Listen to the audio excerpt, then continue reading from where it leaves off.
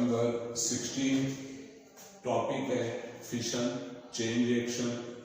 जो हमने कल लास्ट लेक्चर में न्यूक्लियर फिशन पढ़ा था उसी को हम कंटिन्यू कर रहे हैं, फिशन चेन रिएक्शन। अब चेन का मतलब कि कोई रिएक्शन हम इनिशिएट करें, बस सिर्फ और सिर्फ एक दफा इनिशिएट कर दें, उसके बाद वो खुद ब खुद आगे प्रोसीड बढ़ता चला जाए, प्रोसीड होता चला जाए, हमें बार बार कोई इनपुट ना देनी पड़े, तो इस तरह के रिएक्शन को हम फिशन रिएक्शन कहते हैं। रदरफोर्ड ने जो एक्सपेरिमेंट जो रिएक्शन कराया था वो चेन रिएक्शन नहीं था। उसने अल्फा पार्टिकल को बम्बार्ड कराया था नाइट्रोजन पर, मिल गया था प्रोटीन और साथ ही ऑक्सीजन का आइसोटोप।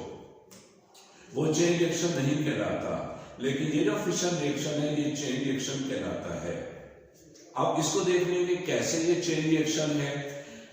बिल्कुल उसी तरह जैसे खुश्क लकड़ी हो, उसको हमने एक दफा माचिस की तीली से जला लिया, अब वो खुद ब खुद एंड तक जलती चली जाएगी, बार बार उसको आग दिखाने या माचिस की मजीद तीली दिखाने की जरूरत नहीं है, तो वो प्रोसीड खुद ब खुद हो रहा है।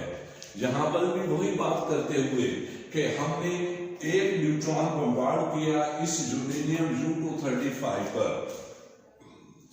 ये न्यूट्रॉन जब अंदर एंटर हुआ तो उसने इस यूरेनियम को दो पार्ट्स में स्प्लिट करते हुए दो फिशन फ्रेगमेंट्स बन गए। ये जो दो आपको इंडिकेट किए हैं, और साथ ही 2 या 3 न्यूट्रॉन रिलीज हुए जो रेड से इंडिकेट हो रहे हैं।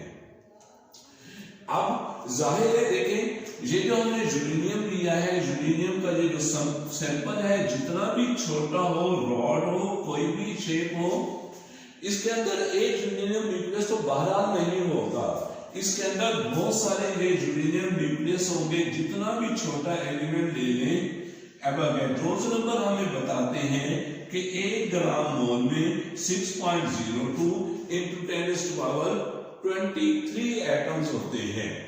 तो इसलिए ये यूरेनियम का जितना भी छोटा सैंपल, जितना भी छोटा टुकड़ा ले ले, पीस ले ले, उसके अंदर जाहिर है बहुत सारे एटम्स होंगे, बहुत सारे न्यूक्लियाइड्स होंगे।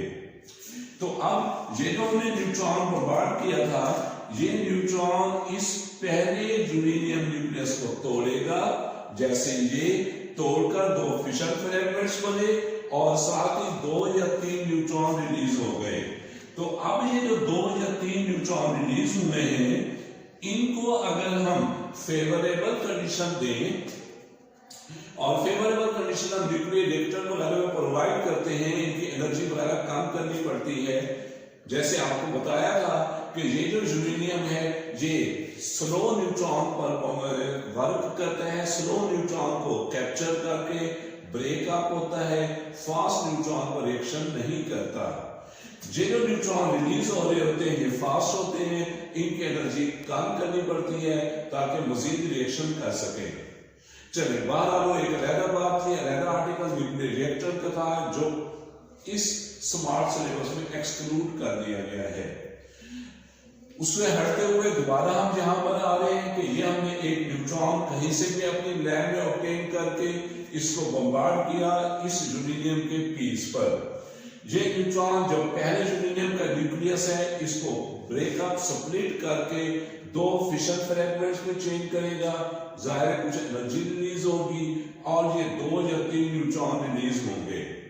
अब ये जो 2 या 3 न्यूट्रॉन रिलीज हो रहे हैं, इनको हम फेवरेबल कंडीशन दें तो ये मजीद अगले जो यूरेनियम न्यूक्लियस हैं उनके साथ भी यही रिएक्शन करेंगे, उनको भी इस तरह स्प्लिट अप करके उसी तरह हीट एनर्जी और उसी तरह ही मजीद न्यूट्रॉन प्रोड्यूस करेंगे। तो हम देख रहे हैं कि हमने जस्ट एक न्यूट्रॉन बम्बार्ड करके रिएक्शन इनिशिएट किया था, अब ये खुद ब खुद प्रोसीड करता चला जा रहा है। सिर्फ हमें फेवरेबल कंडीशन इसके इर्द गिर्द हमें बनानी होंगी।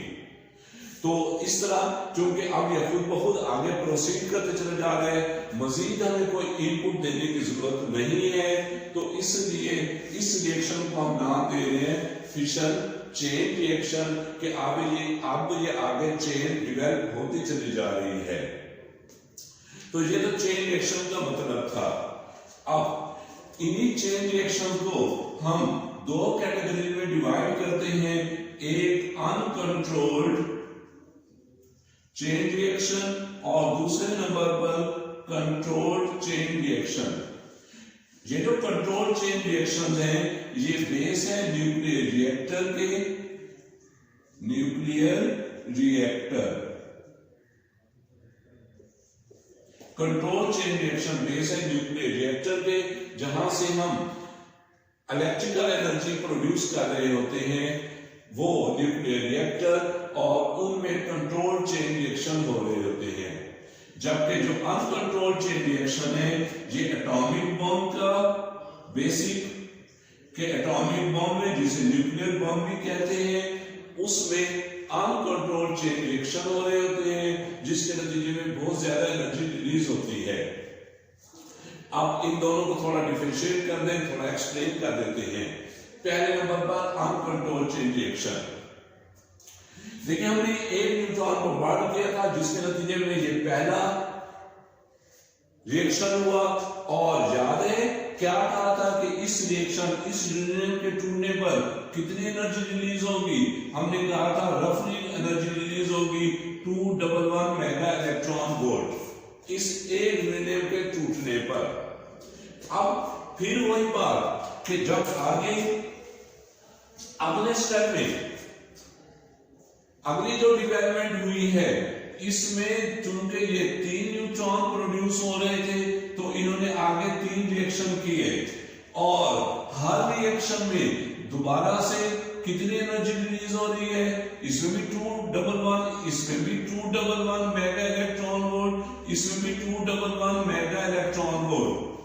तो जब अगले स्टेप में पहुंचे तो अगले स्टेप में हमें total 633 mega electron volt, 633 mega electron volt energy release हुई पहले स्टेप से अगले स्टेप में। अब इससे अगले स्टेप में क्या होगा? अब यहां पर तो 3 हुए थे, जहां पर 3 3 6 और 3 9, टोटल 9 न्यूट्रॉन्स हैं। तो टोटल आगे जब 9 रिएक्शन होंगे और हर रिएक्शन में 211 mega electron volt energy release होगी, तो इसका मतलब है ये एनर्जी रैपिडली मल्टीप्लाई होती चली जाएगी। हर स्टेप के बाद 3 मल्टीप्लाई हो गया, तो जब हर स्टेप के बाद मल्टीप्लाई इतनी ज्यादा एनर्जी होती चली जाएगी, और एक स्टेप से अगले स्टेप तक जाने में कुछ ज्यादा टाइम भी नहीं लगता, just within millisecond. तो मिली सेकेंड में जब इतनी एनर्जी मल्टीप्लाई होकर हमें मिलती चली जाएगी, तो ये एनर्जी थोड़ी नहीं होगी, बहुत ज्यादा होगी। तो जब थोड़े टाइम में इतनी ज्यादा एनर्जी रिलीज हो तो वो कंट्रोलेबल नहीं होती। तो इसलिए इस तरह के जो रिएक्शन है, इन रिएक्शन को हम नाम देते हैं अनकंट्रोल्ड चेन रिएक्शन, जिसमें थोड़े टाइम में बहुत ज्यादा एनर्जी रिलीज हो रही होती है, जो बहुत ज्यादा डिवास्टेशन, तबाही का बायस बनती है। और यही बेस है एटॉमिक बॉम्ब की, कि उसमें एक दफा जब रिएक्शन स्टार्ट हो जाए तो वो रैपिडली खुद ब खुद मल्टीप्लाई होते चले जाते हैं, और बहुत थोड़े टाइम में इतनी ज्यादा एनर्जी रिलीज होती है कि वो कंट्रोलेबल नहीं होती, बहुत ज्यादा डिवास्टेशन, तबाही का बायस बनती है। अब अनकंट्रोल तो हो गया, अब आ गए कंट्रोल चेन रिएक्शन। इसमें हम क्या करते हैं? इसमें जाहिर है हम एनर्जी को कंट्रोल नहीं कर सकते, हम रिएक्शन को कंट्रोल करते हैं। तरीका ये है कि जो एक न्यूट्रॉन के नतीजे में स्प्लिटिंग हुई, एक यूरेनियम स्प्लिट हुआ, फिशन फ्रेगमेंट्स बने, और साथ ही 2 या 3 न्यूट्रॉन प्रोड्यूस हो गए। अब अगर हम किसी भी तरीके से, और वो तरीके जाहिर डेवलप हो चुके हैं, किसी तरीके से इस जो 3 प्रोड्यूस हो रहे हैं, इन 3 में से 2 को एब्जॉर्ब करा दे, 2 न्यूट्रॉन्स को, और वो हैं चीजें जो न्यूट्रॉन्स को एब्जॉर्ब करती हैं, कैडमियम रॉड्स वगैरह है, वो बोरॉन, कैडमियम, जो न्यूट्रॉन को पसंद करते हैं, न्यूट्रॉन उन्हें मिल जाए तो उसको एब्जॉर्ब कर लेते हैं। तो बहरहाल तो ये जो 3, अब इनको डॉटेड से बना देता हूं, जो दूसरे में एब्जॉर्ब करा रहा हूं। तो ये जो 3 टोटल प्रोड्यूस हुए थे, इनमें से अगर 2 को एब्जॉर्ब करा दे तो बाकी क्या बचेगा? 2 ही, सिर्फ 1 बचेगा। तो जब 1 बचेगा तो रिएक्शन भी 1 ही होगा, ये दोनों रिएक्शन अब नहीं होंगे। तो इस तरह देखें, पहले एक रिएक्शन, एक के बाद अगले मल्टीप्लाई नहीं हुआ, एक ही रिएक्शन हो रहा है। अब यहां पर भी उसी तरह अगर ये दोबारा से ये जो 3 न्यूट्रॉन प्रोड्यूस हो रहे हैं, इनमें से अगर हम किसी तरीके से भी 2 को एब्सॉर्ब करा दे, तो यहां पर भी बाकी क्या बच रहा है, एक बच रहा है, जो आगे रिएक्शन भी एक ही करेगा। तो अब हमें वाज़ेह तौर पर नजर आ रहा है कि अब रिएक्शन यूनिफॉर्मली आगे प्रोसीड करते चले जा रहे हैं, बढ़ते चले जा रहे हैं, रैपिडली मल्टीप्लाई नहीं हो रहे। तो एनर्जी भी तो उसी तरह यूनिफॉर्मली मिलेगी, वो भी रैपिडली मल्टीप्लाई नहीं होगी। तो इस तरह का जो रिएक्शन होता है, उस रिएक्शन को हम नाम देते हैं कंट्रोल्ड चेन रिएक्शन। और जो न्यूक्लियर रिएक्टर बनाए जाते हैं हमारी दुनिया में, पाकिस्तान में भी बने हुए हैं, उनमें यही कंट्रोल चेन रिएक्शन के जरिए से इलेक्ट्रिकल एनर्जी ऑब्टेन की जा रही है। तो ये तो था डिफरेंशिएशन इन दो के दरमियान, कंट्रोल्ड और अनकंट्रोल्ड जो टाइप्स हैं इस फिशन चेन रिएक्शन की। अब इन्हीं में एक टर्म जो एंड शॉर्ट क्वेश्चन में भी है, उसकी बात करते हुए मैं यही इसको इंडिकेट करना था और वही मिट गया। चले दोबारा से बनाते हुए,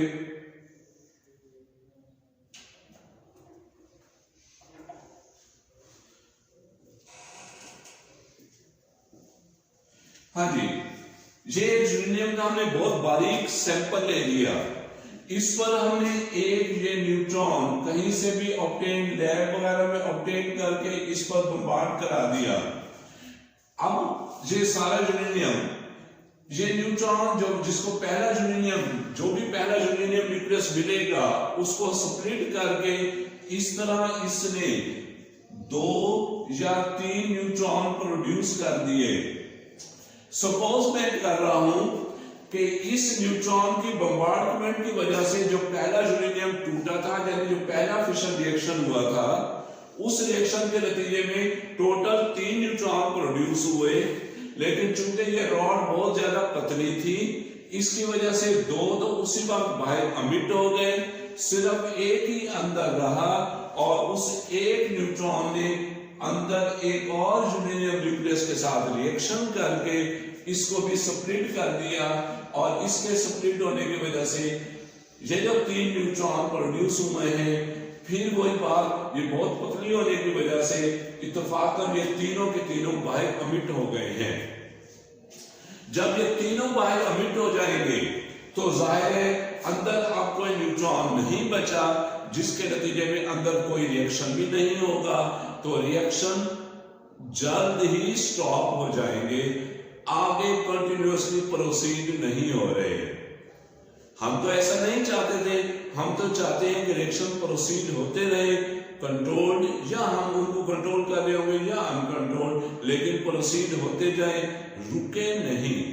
यहां तो रुक गए, बहुत बारीक रॉड होने की वजह से 2 या 3, मैंने तो यहां पर एक ही शो किया, 2 या 3 रिएक्शन के बाद इत्तेफाक से सारे न्यूट्रॉन जो प्रोड्यूस हो रहे थे वो बाहर अमिट हो गए, अंदर कोई नहीं बचा जो मजीद रिएक्शन कर सके। तो हमें ऐसा नहीं चाहिए, इसलिए फिर हम शर्त लगाते हैं कि जो हम फिशनेबल मटेरियल ले, यूरेनियम ले या प्लूटोनियम ले, उसका कम से कम कोई मास होना चाहिए, कम से कम कोई वॉल्यूम होना चाहिए। वो जो कम से कम मास, कम से कम वॉल्यूम हो, उस पर शर्त क्या लगाते हैं, उस पर हम शर्त ये लगाते हैं कि उसके अंदर रिएक्शन के जरिए से जो न्यूट्रॉन प्रोड्यूस हो रहे हैं, उन रिएक्शंस, उन न्यूट्रॉन में से कम एक तो जरूर अंदर रहे, ताकि वो क्या करता चला जाए, आगे रिएक्शन प्रोड्यूस करता चला जाए। 2 बेशक बाहर अमिट हो जाए, लेकिन कम से कम एटलीस्ट का यूज कर रहा हूं, तीनों रह जाए तो अच्छी बात है। अगर एक कम से कम अंदर रह जाए तो वो रिएक्शन करता चला जाएगा। तो इस तरह फिशनेबल मटेरियल के उस मास को, उस वॉल्यूम को जिसके अंदर एटलीस्ट 1 न्यूट्रॉन अंदर ही रहता है और मजीद रिएक्शन प्रोसीड करता चला जाता है, उस कम से कम एटलीस्ट मास को हम नाम देते हैं क्रिटिकल मास। और वो जितना वॉल्यूम ऑक्युपाई कर रहा होगा उसको हम नाम देंगे क्रिटिकल वॉल्यूम। क्या डेफिनेशन बन गई? डेफिनेशन इसकी बन गई, the minimum mass of fissionable material, fissionable substance in which at least one neutron, जो क्या हुआ है, produced in the fission reaction, will या मे continuously produce can cause further chain reaction is called the critical mass, and the volume occupied by the mass is called the critical volume। यही definition book में भी page number 243 पर ही सबसे ऊपर वाले पैरे में, such mass of uranium in which one neutron out of all the neutrons, जितने भी हुए हैं, out of all the neutrons produced in one fission reaction, एक फिशन रिएक्शन में जितने भी प्रोड्यूस हुए उनमें से एक क्या करे, produces further fission is called critical mass, and the volume occupied by this mass of uranium is called the critical volume। ये तो इसके बारे में, मास के बारे में बात हो गई। फिर मैं आपको कंट्रोल करने का तरीका बता चुका हूं कि कैडमियम और बोरॉन रॉड यूज करते हैं चेन रिएक्शन को कंट्रोल करने के लिए। एटॉमिक फॉर्म में कंट्रोल करने की जरूरत नहीं होती, वहां पर कैडमियम और बोरॉन रॉड भी यूज नहीं होते, लेकिन इन कंट्रोल न्यूक्लियर रिएक्टर में हमें जरूरत होती है। तो हम कैडमियम और बोरॉन रॉड्स इधर दरमियान में हमने इधर ही दरमियान में हमने इंसर्ट की होती हैं, इन्हीं छोटे छोटे टुकड़े बनाकर। तो ये जो न्यूट्रॉन प्रोड्यूस हो रहे हैं, इनमें से कुछ को ऑब्जॉर्व कर लेंगे। इस बोरॉन रॉड को हम ऊपर नीचे मूव करा सकते हैं। जितना ये इनर मूव कराएंगे उतने ज्यादा न्यूट्रॉन एब्जॉर्ब होते चले जाएंगे, जितना ऊपर मूव कराएंगे उतनी एब्जॉर्प्शन कोएफिशिएंट कम होता चला जाएगा। तो बहरहाल ये न्यूक्लियर रिएक्टर में हम इसको करते हैं। फिर आपने सिर्फ यही याद रखना है कि कंट्रोल करने के लिए कैडमियम और बोरॉन रॉड यूज होती हैं।